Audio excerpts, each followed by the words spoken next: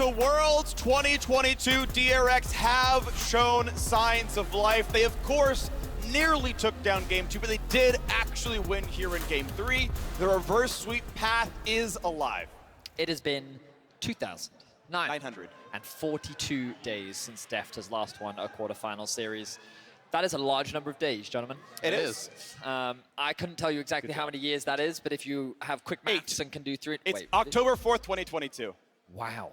Yeah, it's my stat. I was like, hey, stat, tell me when. And you just steal it from me, Venius! Wow, yeah, I did. Well, you didn't read it, so what do you want? I was going to I introed the series. I was going to wait till, like, in Champ Select or something when it was more, you know, relevant. No, it's okay. It's okay, Venius. Synergy is ruined. It's a disaster. Okay. We'll bring it back. We'll bring it going down in flames. There's a reason it's the Doug duo, not the Doug trio. You haven't shaved your head. Yes, because he's not bald. Yeah, that's why. I'll invest in it, I promise. All right. Well, what I'm really interested to see now is EDG on blue side. What will they try to change up here? Will DRX allow them to grab Aatrox if Flandre wants to play it? Because Aatrox has been largely going unbanned. So far, both Caitlyn, Yuumi, and Aatrox are all available. This is surprising to me. They chose to ban Azir. That made sense. I feel like they're going to ban Azir too. I feel like they're going to leave multiple OPs open and try to trade. Because otherwise, I think the Victor ban makes no sense. Caitlyn blue side ban. Yes, Silas gone. Yes, Akali gone. Azir is a trade. Obviously, Yumi's a trade. Maokai and Orin have been left up. Yumi is gone. Graves. Yeah, I don't like Graves' it at all. first pick is an angle. Aatrox is the bigger one. And I want to know, does DRX get something good as the answer? Because you left up a huge champion. Can they do Graves Azir, right? Like, do they have the confidence to actually bring that out, right? Because a lot of these big picks have been banned out. Sejuani is another absolute power pick if they want to play triple melee topside. But then maybe, you know what they're doing? I know exactly what they're doing. They banned out Victor. Okay, never mind. I was gonna say that I thought they were gonna leave up Azir and then go Yone with triple melee topside into the Azir. But instead they just do take it away. This could be still a flex, of course. It could be Kingen, could be Pyosik. I love how you see, like, I see the puzzle, and then every team. It was all coming together. No. And I guess they just want control mage versus control mage, you know. But they're gonna ban one away, right? So they're gonna ban away what they think is a good control mage answer. Scout LeBlanc. Okay, baby. I'm excited. This is already a much more early game focused draft from EDG, and now we just need to see Meiko on an engage support. Please, EDG, come on. Put him on the Thresh, put him on the Nautilus, put him on something that has agency, because it felt like that last game, EDG just had no tools to start any fights. Yeah. It was really all about Zeka finding creative ways to kick off the fights and come out ahead. It was 17 kills in a 42-minute game. It was hilariously slow. And the priority they have, do they want the answer to top lane? You can see the hover over all the things that were played before. The Jax and the Fiora did not actually quite win the lane against the Aatrox, who still was up in farm, and it's going to be Camille is Kingen's chosen answer. So comfort for Kingen. Yeah, just trying another one. One of the other answers there, you know, that people have been playing up towards it. This one does give them engage, though. DRX have very good engage. When you're looking towards the Camille can go in. We have that really good pairing with the Sejuani as well. So the topside 2v2 is going to be very powerful. You have Sejuani ult, you have the follow-up as well. Hextech ultimatum, the Azir ulti there, all looking really strong. Yep. I also think that Camille into LeBlanc is also just a good idea in general. Yeah. I think the added lockdown makes it so much easier to mitigate her obnoxious mobility. I will say, though, that Lee Sin is then again a good answer into the Camille, the kick being able to provide that extra bit of peel for any carry that may be locked down. The respect being shown to Deft once again. He will, of course, have... Hang on, I say that. I'm so used to TRX being on the blue side. But it will be DRX that remove the Aphelios from Viper and the Draven this time round. We're now going to be looking at things like Kalista. We're looking at Jinx. We're looking at Ashe, all being up and available for Deft to get his hands on. That's interesting. You know, would they bring out the Ashe without the Heimer? I'm not sure. You know, maybe they are. I'm trying to think about what they would want to be going towards that they're worried about the Draven for, right? You know, would they be willing to go towards the Sivir? That's one thing that a lot of people really dislike that matchup. But Sivir, we haven't really been seeing without Yuumi whatsoever. So it might just be Kalista. They don't want to play the other side of the matchup that they put their opponents in. So it will be Kalista. It feels like likely you would go engage on 5. But again, BeryL has such a big bag of tricks The Soraka has been banned out. The Heimer's been banned out, but he could still pick an Enchanter to try to win lane, something like Renata if that's available. The other option is, of course, going heavily towards engage. I actually really like Varus here, just as a strong laner. This is one of the things that's been tough for EDG, is actually having pressure over the bottom side of the map. Yeah, the Sivir scaled in game 1, but was under his turret the entire time. Varus actually is a solid laner. Someone like Kaisa gets run over. I think Sivir gets run over by Kalista as well, so can actually fight back. Yeah. You can go Tom Kent if you're like, I really care about the Sejuani lockdown, the Camille lockdown. I ult him out of it. There's obviously other Enchanter options as well. Like Lulu Varus is playable. He could take the Renata away from Kalista as well. This allows you to play the 2-on-2. You've both got good attack range. You can actually push someone out. It just means that it can be scary if you get dove upon. I feel like the Renata made the most sense for me in terms of an isolated bot lane 2 versus 2. I do have a problem with the fact that once again, EDG's ability to start fights is very limited. They have a couple more options with things like the Varus ultimate, the Renata ultimate, but their actual hard engage start fights is very limited. It's real support, baby. Look at the smile on his face. He's just going over them. Yeah. Oh, it's support. We weren't far off. This is actually really fun. This is something we saw Sven bring out a couple times in NA, has been played around the world a little bit. Very often it's Hail of Blades, and we might actually even see double Hail of Blades if they want to go hyper aggressive for the 2v2. Yeah. And you can get really in the face of your opponent. It becomes very, very difficult to actually take these trades in the early lanes. We had seen it more as an answer to some of the short-range ADs, though. This was picked into Kalista and things like that I have seen. Yeah. So it's interesting to see it actually picked into the Varus here, which is a little bit of a different one. I mean, double AD carry is always going to give you the ability to trade aggressively in the early 2 versus 2, right? And I imagine the DRX's intent is to be able to get that early push. They can look to try and do the same thing with the Azir in the mid lane as well. And then they'll leverage that early prior to either look for dives or maybe even mitigate what Scout can do on the LeBlanc. Because when I see EDG's draft, Lee Sin LeBlanc is a tried and true mid-jungle combo that is always very lethal and difficult to avoid in the early game. Absolutely, but the Ashe, the Hawkshot may help to deal with that a little bit if you can help to track that Lee Sin, allow your Azir to stay safe in the mid lane, and it's an additional engage option as well, right? You know, it is a lot of engage on the side of DRX. They should not have problems picking fights between Camille, Sejuani, Ashe, and even Azir there. That can be looking really, really good. And it is double Hail of Blades. As I kind of expected here, you know, generally when you do go Ashe support, you really are all inning on these early trades that you're going to try to take here. And they got to win this one, and they got to win the next one. DRX backs against the wall, and they withheld the pressure, and they won in game 3. They've got to do it here. They've got to do it in 1 hour's time as well. EDG, the reigning world champions, narrowly lost in the LPL playoffs. 30 seconds until minions spawn. And you can hear the fan support behind them. One of 2 remaining LPL teams, JDG waiting in the other semifinal. EDG hoping to step up to JieJie next weekend, seeing if they can keep that trophy in their own trophy case.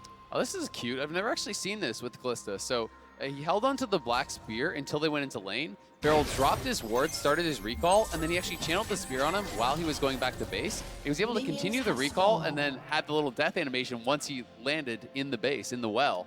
That is min-maxing to the extreme. It is, but if you're going to rush down bot for that lane ward, you can't actually channel the black spear then go down. You'll be way too late. So that's a clever little optimization there from Deft and BeryL. I love stuff like that. Very good spot there as well.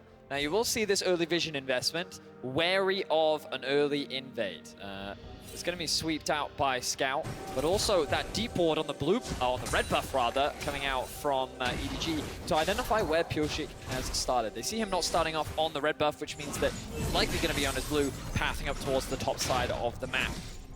We'll see what JieJie does with this information. Again, we talked about this mid-jungle. I love seeing Lee Sin's play through their LeBlanc lane because LeBlanc has so much powerful setup. Her ability to land the chains and the damage from Lee Sin LeBlanc is just so scary to deal with in the early game. And meanwhile, in this bot lane, you can actually see Meiko has the read. Like, this lane is not actually playable. He went Relic Shield as Renata. Normally, you're like, yeah, I'll take the mana. I can fight back. It's like, no. I'm getting poked forever by Ashe. I'm just going to last hit, like, 2 minions under the turret. Like, make sure the cannon doesn't get dropped. Like, we're going to be getting a bit of gold here, and BeryL's going to play. Pinner's at the limits. He knows there's no surprising engage tools yet. JieJie gets level 3 as he finishes out his left side of the map and goes for an invade path. I believe not spotted by the Trinket. You see it hugs the left-hand wall. Trinket wards will not see over that one. So he is behind, and Zeka doesn't know. He needs to land the chains. Can he do so? Pyosik's around. Yep, there's the hop to a teammate. Sidesteps the slow, and Scout will stay alive. Man, great read from Pyosik, just walking through mid. And he's not going to actually lose any time there because he walks through mid, and then if there's not any gank happening, you just queue over into the Raptor pit, no problem. So smart coverage, and they're getting a bit aggressive here. Will be a nice spear trade. Chain lands, Q lands! Is enough to kill Zeka. He's for a bit of damage, but otherwise still going to live. A flash still forced, though. I love seeing this level of investment in the mid lane. We already talked so much about Lee Sin, LeBlanc, and I feel like this is what you have to do. At level 3, you have your chains, you have your dash, you have your Q, you have everything you need as LeBlanc to set up the kill for your Lee Sin, and they've already gotten the flash out from Zeka. This is going to alleviate a lot of pressure. Mid-prio difference, though. Pyosik can't easily stick around. He's got top pressure, but if LeBlanc lands a chain, there's a lot of damage there. Here's the thing, though. If Pyosik gets out, yes, you do lose the scuttle, but this actually delays the recall from Scout a lot. And Zeka now canceled his own recall, so he actually picks up the farm here. He doesn't actually fall behind on tempo. It will be dangerous now as the wave is pushing away from him, but it's going to mean that Zeka will have a better base than he would have otherwise grabbed. Looks like it's still on that 0 stack of his Corrupting Potion. Scout misses 0 XP and gold from the mid push, but you're right. Zeka able to get a better recall, certainly nice. Looks at the chain. Electrocute auto, chain gonna land. He can't go for any more. This time Zeka finally, I think, will be pushed out. He wants his lane to freeze. We'll force the TP. Yeah, I was just about to say, the wave is in a really good spot. It's slowly pushing towards Scout. Of course, both mid laners likely just going to TP back into the mid lane off the back of this, but overall, Scout's pretty happy with how the lane is going. Double Scuttle Crab as well for JieJie means them early game dominance in favor of EDG, but the early gold in favor of DRX. Yeah, and he just has to be careful until he gets this shoved out. You know, really wants to reset this wave. Pyosik is not covering mid right now, is playing up towards top. But it does mean Zeka could be in trouble if Lee Sin makes another pass at mid lane here. Flandre playing a bit safely. Has his own flash. Knows that, of course, Camille and Sejuani is plenty of crowd control. Hatching a ward. Don't know if you ever saw it go down. But now with the wave pushing away, needs his Lee Sin. But JieJie is on the other side of the map. Chain's gonna lead it again. Good trade. I like this one. Jumps in, gets himself a shield. All right, good enough, I guess. But the problem is, mid lane wave still not able to actually be reset. So he gets that trade, and then Scout pulls the wave down. So as the wave comes here, he just basically pulls it over to the side here and creates this freeze. So it's still not unlocked. And what was a slight advantage for Zeka and CS is going to really go Scout's way. I love watching good mid laners play, and we're seeing a really great synergy between the mid and jungle here of EDG. JieJie investing the exact right amount of investment in the mid lane to set up Scout to just dominate the laning phase. Props to Zeka, he's still doing very well in the farm department. He's not getting zoned away by really anything, but both mid laners doing their absolute best to try and build up what advantages they can in the 1v1. And the bot lane going pretty well here for DRX. You know, he will pick up the remaining farm here, and he's going to be up about 10, 11 now, right now. But we'll have to see how much they can get done with this Ashe, because Meiko and Viper have been playing it very far back. They have been really kind of just conceding a lot of the wave. I think feeling that they can't really scrap, they can't really trade autos at this point in the game, and I do agree with them. But that being said, the Renata is likely to have a lot more value in the later stages of the game, unless they can create what is a very big advantage, I think, in this 2v2. We have Pyosik saying, yep, we got bot pressure. The wave is slow pushing down towards their turret. We have infinite control this one. You're not going to all-in us with a Vamp Scepter, so on he goes to the Drake and feels comfy. Even his mid laner got the first recall off, recalled in front of a cannon wave, able to inherit that one, dropping 1 or 2 CS. And comes back in and has the mid push, so Mounted Drake picked up at 630. DRX, a lot of control here. Top laners haven't been back to base just yet, but both bot laners on Vamp Scepter. Gonna withstand the poke. JieJie, best he could do is counter jungle a 90 gold Raptor camp. Mountain Drake worth so much more. DRX, firm control over the early game once again. And I'm impressed. Their bot lane, we knew that they would have the push, but really Deft has demonstrated that naturally the 2v2 matchups do help him, but he really has been able to get the better of Viper in a lot of these 2v2s. There was that exception in game 2 where BeryL was falling short, dying a couple times in the straight up 2v2 matchup, but other than that, Deft has had a phenomenal series along with Viper. And we get to see some masterclass AD carries going toe-to-toe at the highest level. And I think when you talk about the ADs, when you're talking about lane, you also have to give credit to the supports, right? And I think a lot of the laning advantages from DRX have come through these creative picks that BeryL has been going for, right? The Heimer in game 1 especially was massive. The Ashe in this one really making a big difference as well. So a lot of the creativity here out of DRX that I think is giving them those edges in the 2v2, and then it's EDG who has been often on the back foot, trying to pull it back in the 5v5 later on. The lost cannon minion. Yep. Everyone in the chat spamming -1 right now. Even though Flandre is zoning him away from it, he lost the cannon minion. You got to do what you got to do. Yeah, got the XP, I think, but yeah, it's 69 gold or so missing, so Nice. nice job, I know. I mean, it's well done by Flandre, you know, very, very skilled. Though that said, the CS lead once again goes Kingen's way. So outside of the Ken and Fiora game, Kingen has been up every single game in this top lane in CS, but this one far enough away. His jungler not his side of the map right now, still busy taking a red buff that takes a big L on farm, and it's going to be Flandre, sorry, catching all the way back up. Yeah, he will be able to catch up, but the wave will actually group and push towards him, so Kingen can take that base timing. They're both going to TP back towards top, first base from both of them, so we'll get a lot more dangerous. Scout could be in some trouble now. One more auto will be the stun, but Scout's W back up. Actually has to burn R for it, save the cooldown. Flash away, it's going to be BeryL flashing out himself. Early burn on some cooldowns right now. Deft gonna be the better of that trade, it looks like, but his support quite low. Now playing the top side, is it going to be enough? They look for the chains, look for the kill. Will they find Kingen? A big knock up there from Aatrox. Smite for health. First blood comes through to Kingen. Smite comes across the rest of it. Pyosik will drop though as well. Scout able to claim the actual eye himself. Zeka getting dropped. Doesn't have any cooldowns left. Flandre needs his Q back up, and he doesn't have it. Zeka gonna get away. Nicely done escaping there, but it is the Herald going the way of Scout.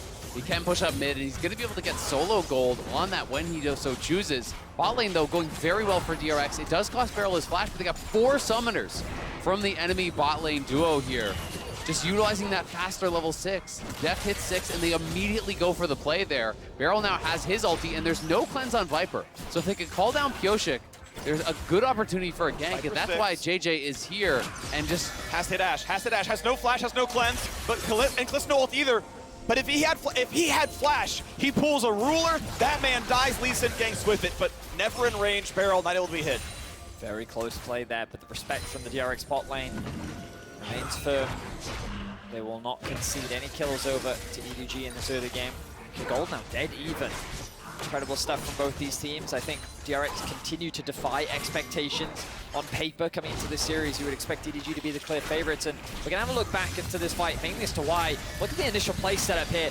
JieJie interrupts the stun. It looks like so much damage, but immediately the rest of DRX turn their attention onto JieJie and get that kill. Pyosik, though, gets forced very low on the back end of the fight, allowing Flandre to pick up that initial kill. And I'm wondering where the third Q comes in from. We don't have time. Scout lands the root. Yep, that's going to be forcing the cleanse out. There is ult lands. There is no way out for Ashe. You got to believe this one's going to be killed. Stuck against the wall. Pyosik can see it happen, but can't make the play. Scout comes in, secures the kill. Yeah, they bring the extra man down. So despite the fact that Pyosik was in the area, nothing he can do about it here, as Scout is around as well. Scout's even going to pick up a plate. He does have the empowered recall with the Herald.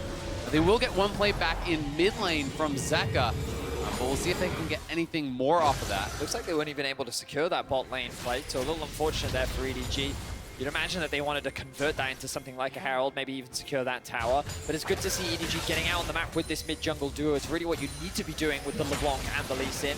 But Zeka doing the right thing of just pushing in mid and trading what he can. It looks like the tempo was too important for that one. Health bar's a bit low. They need to get back into the base because the drag comes up in 40 seconds. Sidestep.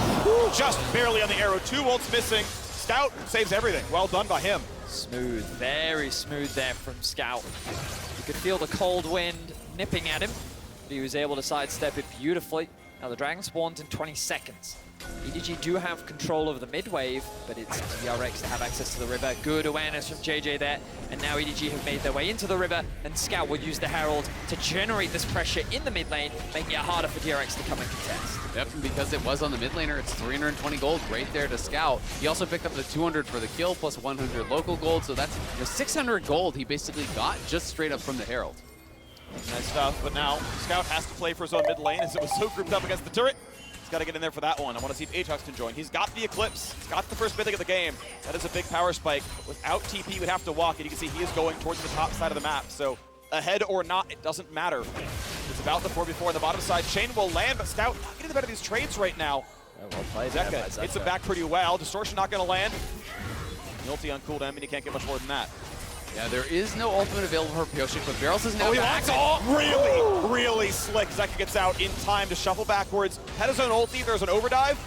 Ultimately not killed, but now another recall forced by the Scout. And now DRX could potentially just start this up because there is no TP on Scout, right? And they have the HP advantage here, so they should just start this up. They have the Kalista. This should be their Dragon, so it should be a second one going the way of DRX. It is a 1K gold lead for EDG, but more than evened out by these two Dragons going the way of DRX, and they are still the team that has all the engage options here.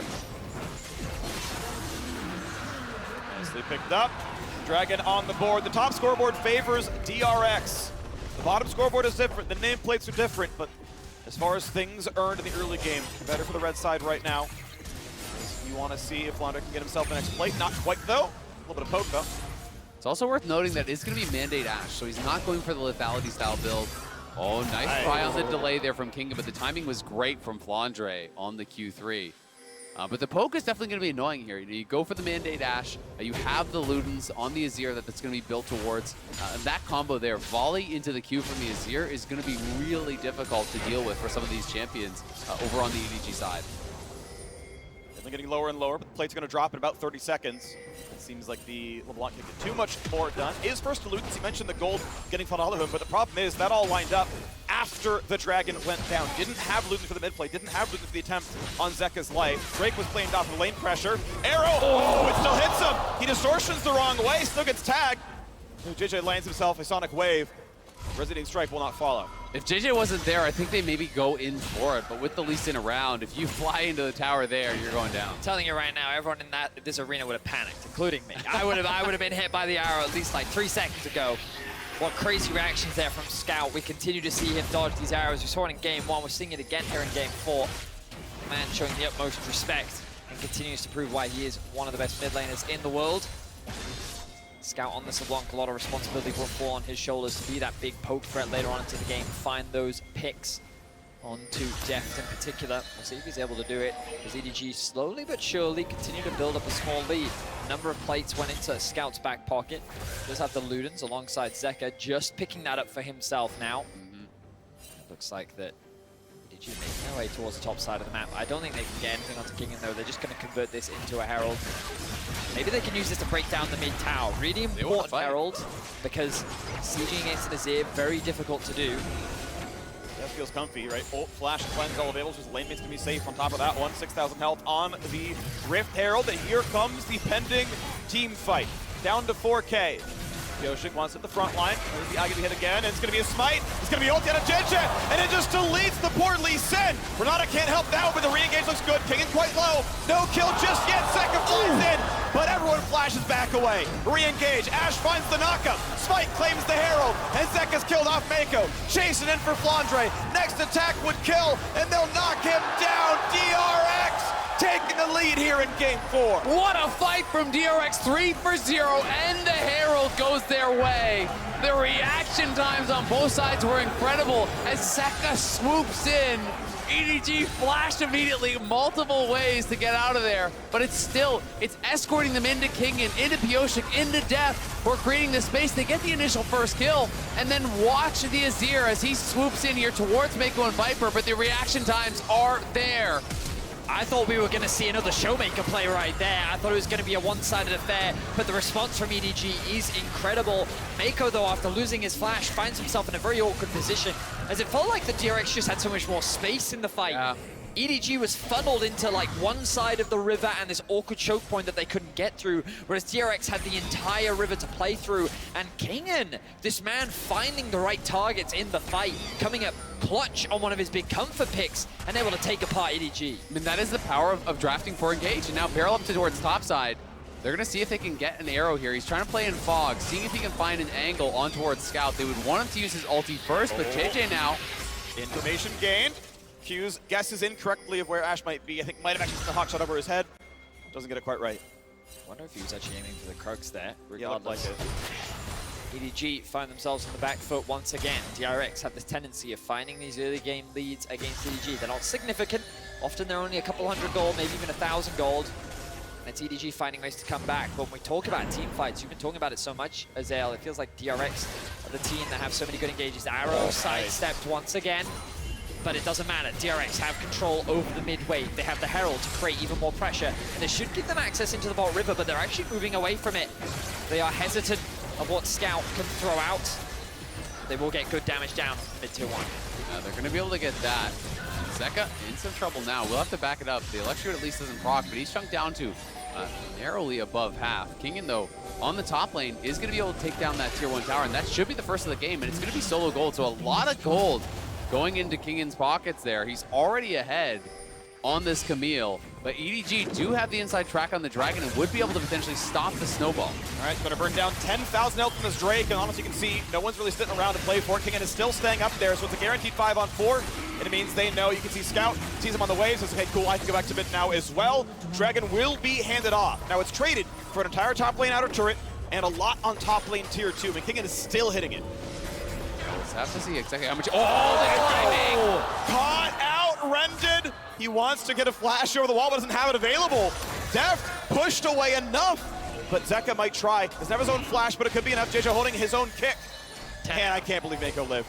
That was really clever, though, from Deft. You know, gets the eyes on it, sees the desync recalls, gets over the wall, and it is another tower going their way. So yes, they lose the third dragon. They would have loved to be on Soul Point here, but instead they get 2 outer towers. They get a little bit of damage on the top lane tier 2 as well. So it's more gold in the pockets here for DRX, who have now opened up a 2,000 gold lead. Wow, DRX continue to surprise the world after what was an incredibly mixed year from the organization. No one expected them to qualify for the World Championship.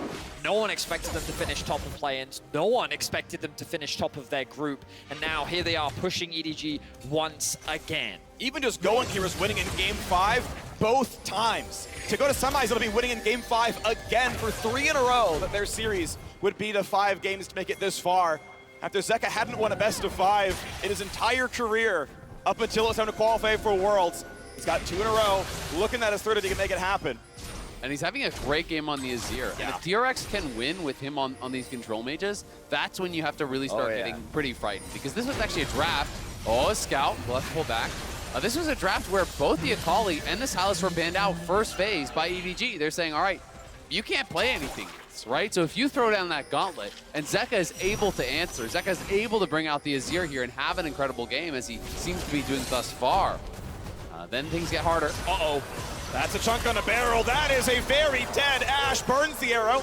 Deft himself as summoners will get away. But a pretty big pick with Baron spawning in 10. Scout is just ruthless. He continues to deal so much damage as he has done throughout this series. Kingen, wow, continues to do the same on the other side of the map, really winning out on the 1v1. This Camille has come online, and now she is a split push threat that Flandre cannot deal with. Yeah, playing very respectful. You know, could have potentially gone for the all-in there, but with the abilities on cooldown, it would have just been the all damage into some auto attacks. And he wasn't sure that he would have enough damage in the tank to actually finish off Flandre, who had the ulti, who had his abilities ready. So instead, he just takes the tower, pushes him back, and continues to extend that gold lead, which is nearly 2,000 just between the top laners. And that is such a problem because Aatrox does not catch up in this sort of matchup. There is no playing for late. It is going to be down to Flandre's team fighting to try to find something in the cross-map arrow. Ooh, just sidesteps, happen to walk left. But guess what? King is either side. However, JieJie is around, and it's going to be a hook shot away to stay alive. 2 minutes into the next dragon spawn. DRX would find their third. EDG would get their second. They're really stacking, making EDG not a threat on that objective. And I do like that BeryL's just taking some shots with this arrow, right? Because when you are going for this style of build, you get such heavy CDR. It's only a 50-second cooldown at this point, so about every 2 waves you could fire off an arrow. And as you do get later and later on the game, you're picking up more and more CDR with these standard builds through that mandate path. You can get it down to really, really low marks. So just keep firing it out, look for those opportunities. That's very low cost. It's great that you mentioned BeryL as well, because it's crazy to think that we actually have 2 world champion supports going up against each other, right? And it was actually Meiko that knocked BeryL out of that title last year in the full 5 games in the world final. EDG versus Damwon. BeryL obviously had a very mixed year overall alongside EDG, and both supports trying to prove themselves as world-class once again. BeryL with his creativity, Meiko with his consistency. We'll see if DRX can force EDG into game 5 as the poke continues to come out from EDG. Theoretically could have kicked for that one, but probably was going to be a one-way trip with the Lee Sin. Certainly no guarantee Kalista dies. We tick down 1 minute into the next dragon spawns. EDG got the last one as DRX opted to cross-map instead. Got a turn and a half and a couple of waves for that play, and Gold positive, though did lose some Dragon Pressure. We'll see what the play is next time. 40 seconds now, the timer. And again, Pyosik going towards this Warmox. And I actually think it's so smart against a team that has no real engage, right? What they can look for is poke with Varus, with LeBlanc jumping forward, just trying to poke and prod.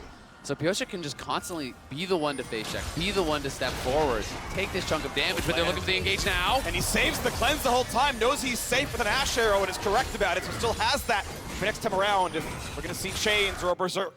Ult for ult traded, but this is DRX controlling space. They've done such a great job of this throughout the series, just gaining control of EDG's quadrant of the jungle and mitigating and suffocating them from vision. Kingen is looking for the flank. He should be spotted on this ward. He will be. And EDG, do they react to it though? Kingen knows that he's been spotted. The dragon has now been started. EDG looking for a way into the fight. 7,000 health. When we get the ultis coming across, the poke's pretty solid. Flandre is into the front line. A little poke towards Zeka is going to be still okay. 4,000 health. Lee Sin can come in. When does the fight start? Dives on and looks for the kick. Into the wall. Not going to Pyosik. Smited by DRX and he stays alive. On the other side, we've already seen the kill on Renata Glasc, but it's a 1-for-1. Now 2 as Zeka safely fires to the back. Flandre pushed away. Scout could be the target. He is stunned and BeryL shoots them from behind. Is it going to be enough though as they throw in the clone?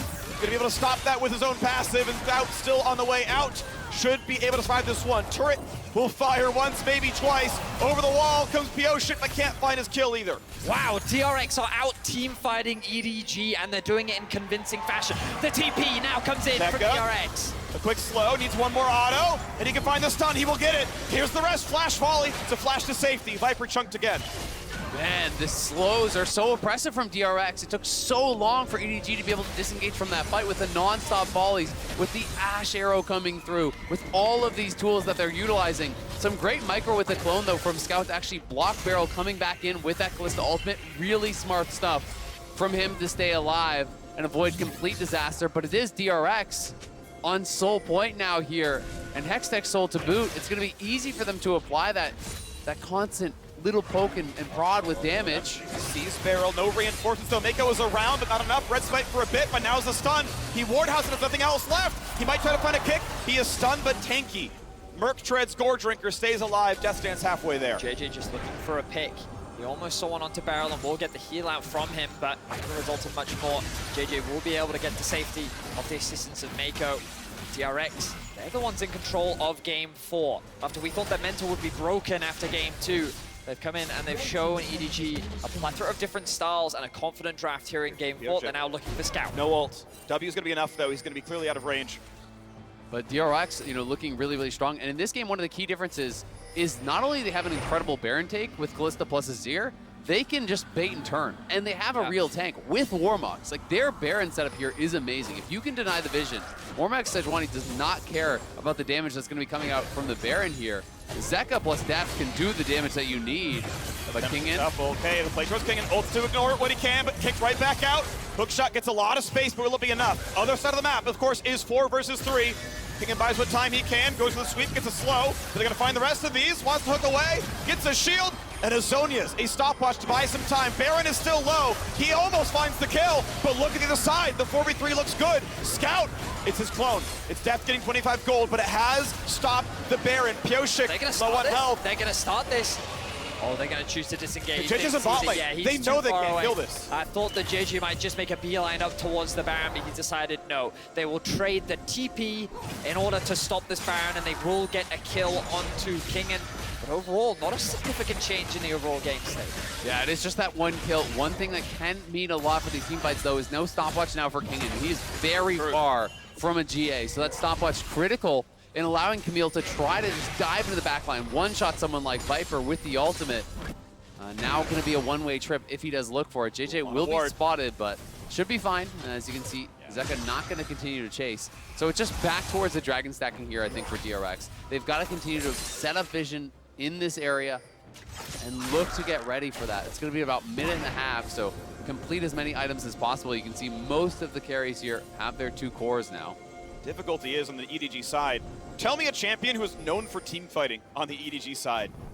Lee Sin, if you really skill gap. Aatrox. Aatrox in exactly 2 Renata. times ever. You know, like they're okay at it, but you look at like, here's Azir and the Camille sitting at the dive. It's Sejuani to front line, and it's like, wow, it is so much easier to play DRX's side of the dragon stacking. I agree. It's very, very difficult, you know. So EDG is going to have to get some vision control here around this dragon to make sure that their opponents are coming into them. Because if you can be playing from fog, all of a sudden the LeBlanc, the Lee Sin, champions like this become way more threatening. Sure. And also, Free, do you know why ADG are the reigning world champions? Why?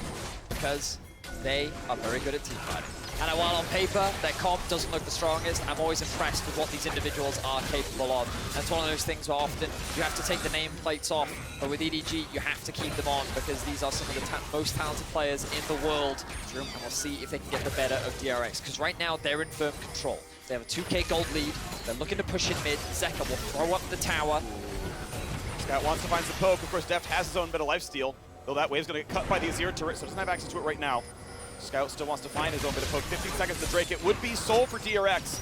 EDG, it's a consolation prize. It's slowing the game down for 5 more minutes. Trying to find their way back in, though, but Zeka's Azir, still a heavy team fighter. And it gets awkward because now Kingen can just go towards the tier 2 mid. EDG have got to decide. Do you just straight up go for the dragon? They will. They're going to leech it on spawn here, but here comes the arrow. Just sidestepped. Meiko could have been dead. Scout. Out flash. Team fight coming soon. Pyosik could walk forward. It would be Dragon Soul if he claims it. Gonna jump in. 2k health. Trying to find the fight. Picked up at 11 HP by JieJie. In the backside is Azir rooted out of place and stuck away. They're all running. Does Scout find his kill? He dives in and he shuts down the mid laner. Scout will find the pick, and they're looking for more. Deft is on a sliver of HP. A lot of damage to the backside, more and more poke coming across Flandre, nearly dead, just a Death's Dance, running him down. Over the wall they go, JieJie barely stays alive. Scout needs his ulti back in 10 seconds. WRQ would kill Deft. Flash in, there's the E, but it's not enough just yet. Ludens gets the kill, they get the other one. The bot lane is dead, and it might be time to look for Baron. And EDG prove once again why they are a phenomenal team fighting team. The positioning, the execution, everything comes together as they secure the dragon, and they will take down DRX in the fight. Oh, Viper's left alone. And that was a fog guess, I'm pretty sure. He's TP coming, though. But he's far away. Another Viper's come back. TP. It's a 2v2, but will it be enough? Zeka has everything. Can Scout make it happen? The first arrow misses. King goes in for the stun. Cleanse, but ult makes it happen. There's the shutdown. He still kills one, but a 2-for-1 in favor of DRX. A critical kill back there from Scout, but what a great play from Kingen. Realizing that the recalls could be disjointed there, finds Viper, gets his summoners, and gets the kill off him. And now, I think DRX should try to threaten the Baron potentially here. Will they actually have the confidence to go over for it? You have Kalista plus Smite plus Azir. JieJie does take the scuttle. Wait. His Smite's down for a long time, what though. is the cooldown He used it to break the shot. It's like 40 seconds plus. I mean, now, that's not a guaranteed information 45 known. seconds. They don't know, though. They don't know that he doesn't have another charge of it. They can't know for sure, but even still, though, EDG have no damage. There is no threat on this team. Renata, Lee, Aatrox are not going to win that fight. DRX know it, and they know off of heroics from Kingen. Heroics to dive into a fog of war brush, get a 2v1, they kill both carries and secure Barry. That is massive. One of the critical things there was the fact that Scout TP'd bot destroying that play, right? So even when he respawns, there's no way he can actually get back and try to contest at that Baron. So DRX make the right call here. They find the window to get the kills. They find the window to take the Baron. Okay, not gonna land. Look at Zeka now, 2, 1, and 5, level 16. Very close to that third item. Let's have a look back at this fight where it starts. Oh, he sidestepped that? Wow. Viper able to get away with his life. Pyosik forced into the pit.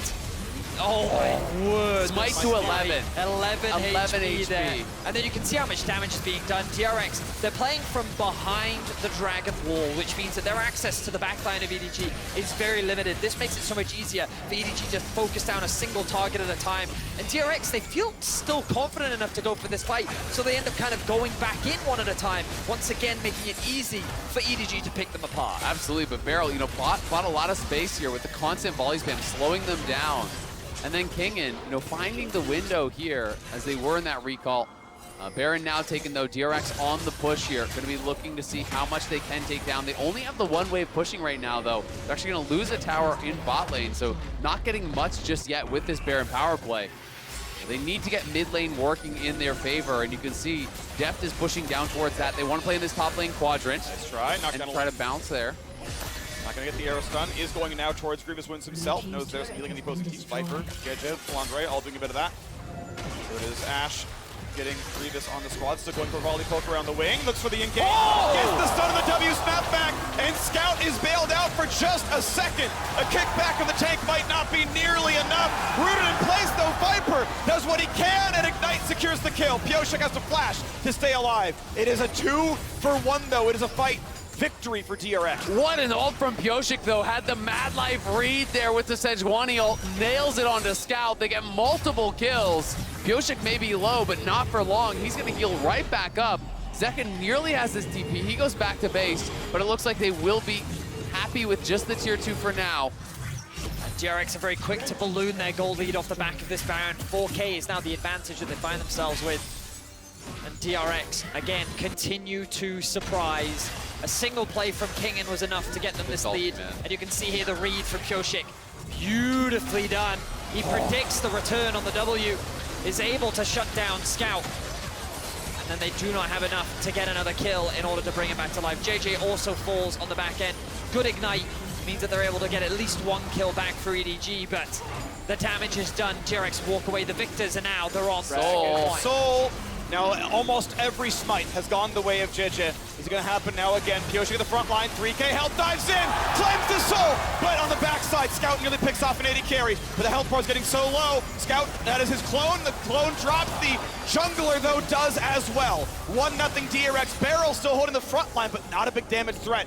I mean, 1-0 on a soul is plenty good enough. DRX happy with this fight already. And DRX, they walk away with 5 members alive and the soul. They're even able to get the kill onto JieJie, so they feel confident enough to TP back in and look for the fight.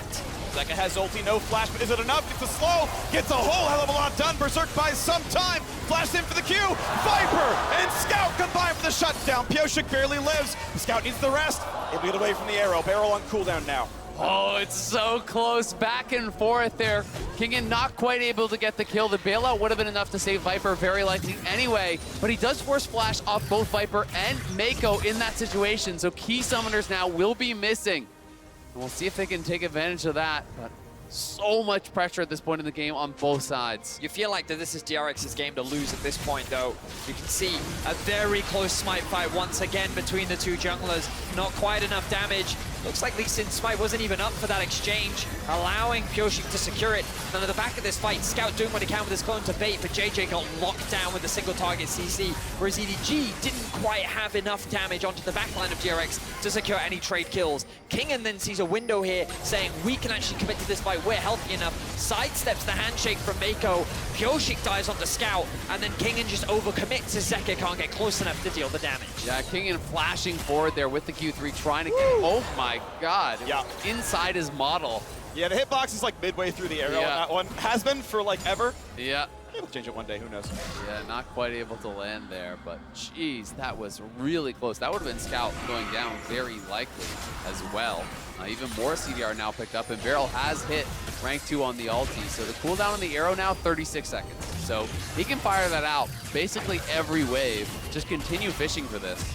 And it's going to have the hawkshot up quite often as well here, which is going to give them the information advantage. They do have Soul in pocket, plus a 4,000 gold lead, so you can say it's about 8. Yeah. Or thereabouts. Oh, bit of a slow. Pyosik going to be rooted in place. They catch JieJie. It's not going to be enough for the kill. The ward hops away, but Scout has nowhere to go. Knocked up by Ashe and shut down by Deft. Thank you very much for the double kill. Both soul lanes are down. Berserk going to mean a whole lot of nothing. That is such a big pick. Scout, one of the biggest carries of EDG, is shut down, and DRX, they continue to turn heads. They continue to surprise the world as they're looking to bring the reigning world champions to Game 5. And to look for the play at Baron.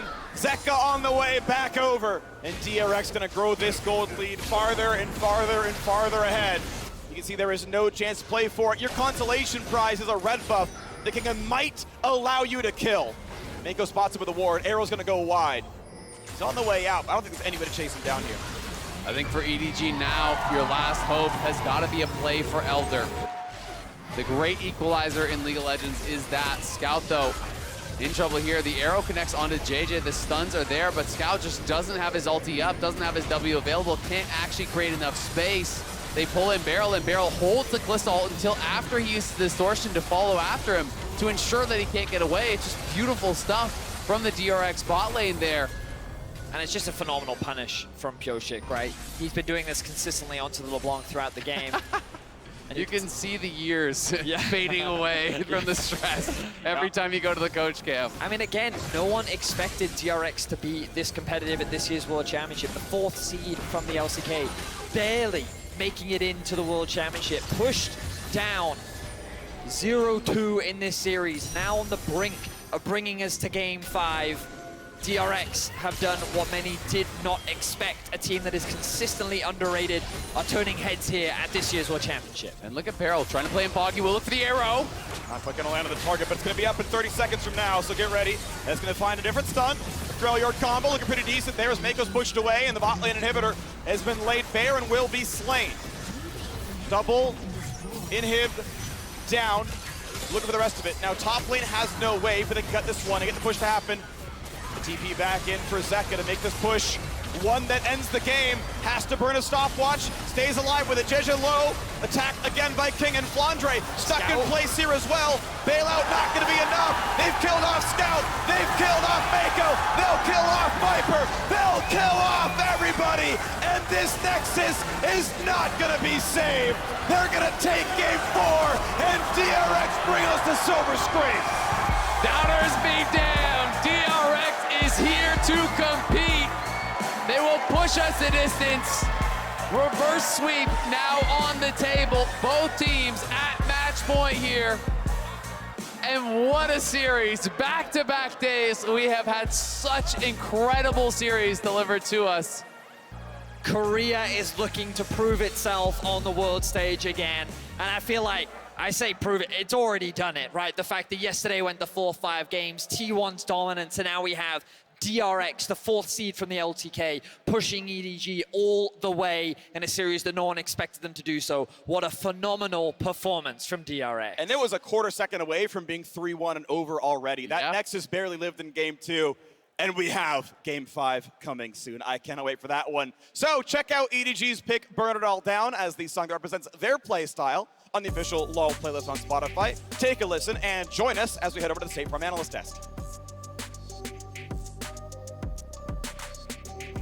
Thank you so much, Freak. DRX is not done yet. We're going to 5 for the 2nd day in a row here in our New York City quarterfinals. DRX really testing our reigning world champions now at this point, putting 2 together back to back and on the verge of reverse sweeping, Kobe. Yeah, and EDG are failing this test back to back here. Honestly, so much credit to the bottom lane here. I mean, BeryL with these picks, the Ashe comes out to support this time around, but I mean, the Heimerdinger was ruling the Rift as well for them. A lot of this creative aspect that we look to when we look at this team is what they're drawing on when their backs are against the walls, when it's must-win scenario for them, and they keep on pulling it out.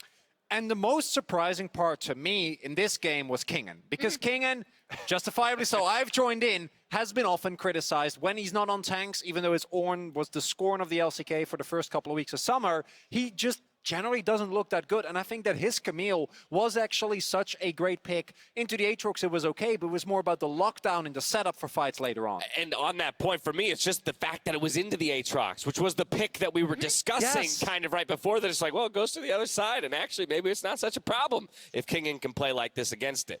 Yeah, I think the other important thing, and again, I feel like people are probably going to be like, Emily, shut up about side lanes, but well, you'll find out soon enough. We'll have to say it or we won't. He was creating side lane pressure for what they want to do, right? Which was actually ends up being really important. Again, if you are on a pick like this, no, it's not as bad as the Fiora, because sometimes I think Camille has more angles into 5v5 fights, especially with the way her ultimate works. However, that was the thing that really impressed me here, because you can also see on the other side what EDG want to do, in particular with the Lee Sin LeBlanc combination, and that's definitely why JieJie was pretty much constantly in mid lane early on. Also want to highlight that even though Scout, to me, still has been the best mid laner, even in the games that they lost, Zeka on the Azir had so much of a bigger impact than we've seen him have. outside of his Akali and Silas games.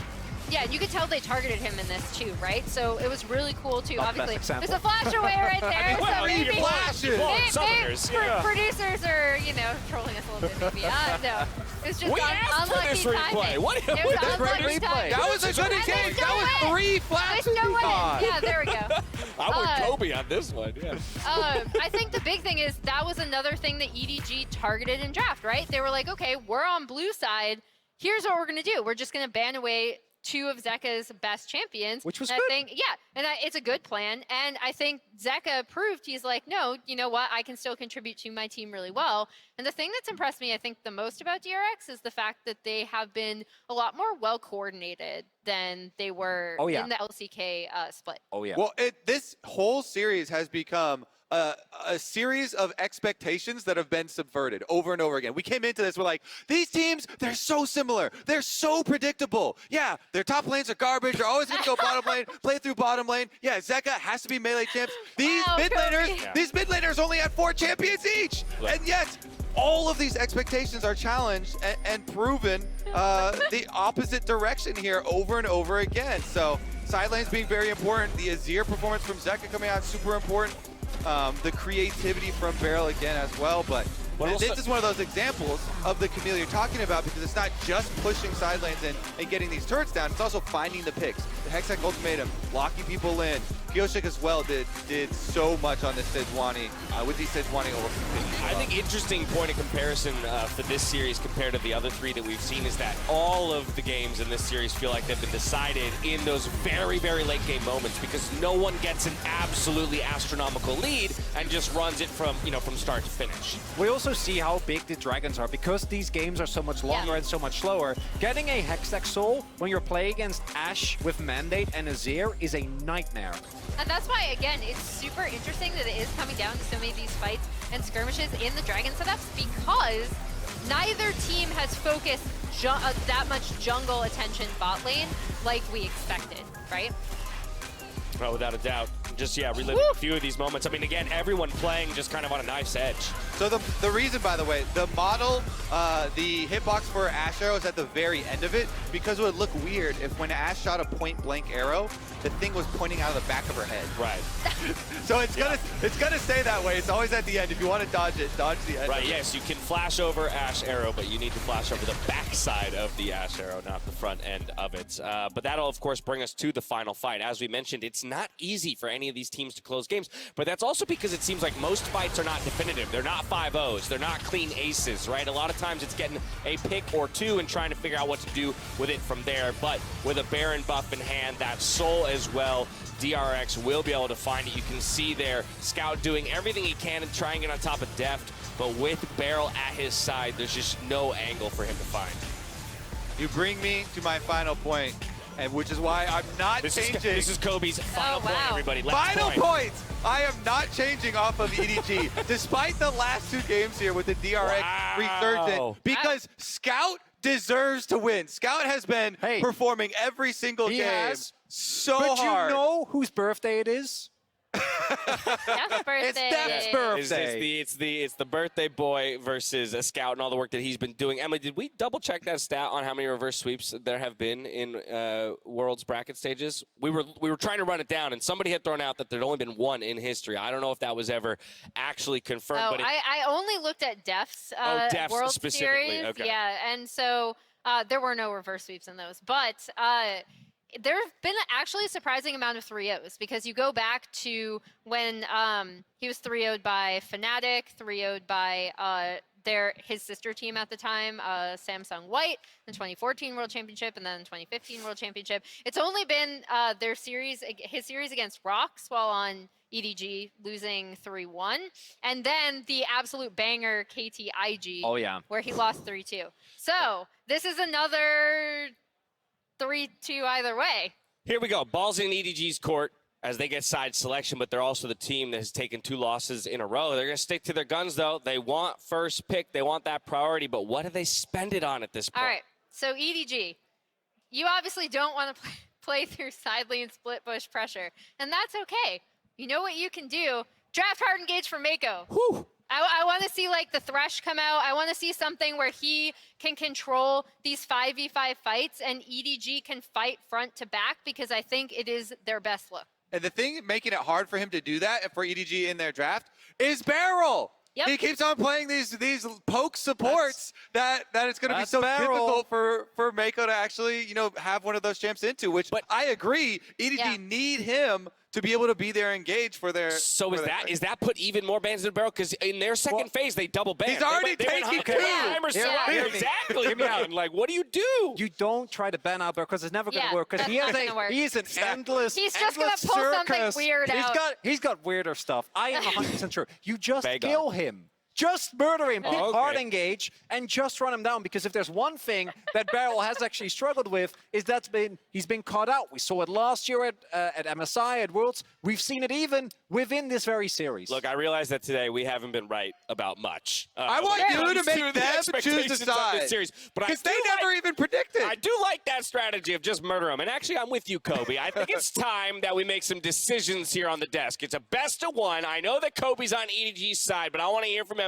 I want to hear from Chronicler. Who's going to take it? Do the defending champs move on to the semifinals, or does Deft finally make it back to roll a the semi? die. We gotta roll the dice. We don't know. Nobody can We have possibly no know. idea. Okay, 1 to 10, it's EDG. Okay. 11 to 20, it's DRX. It's 4.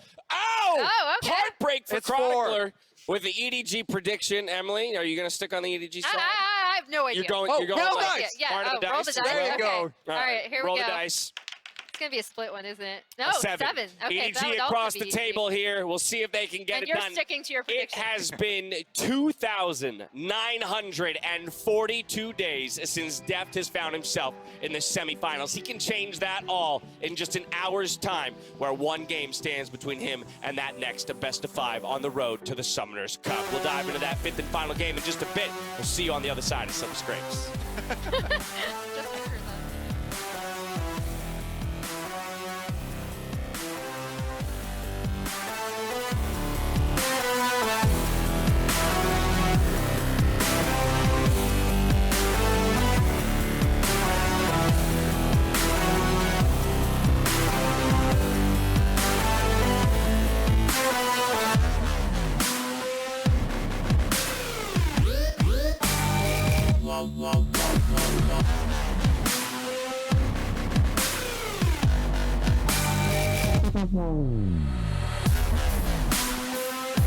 Just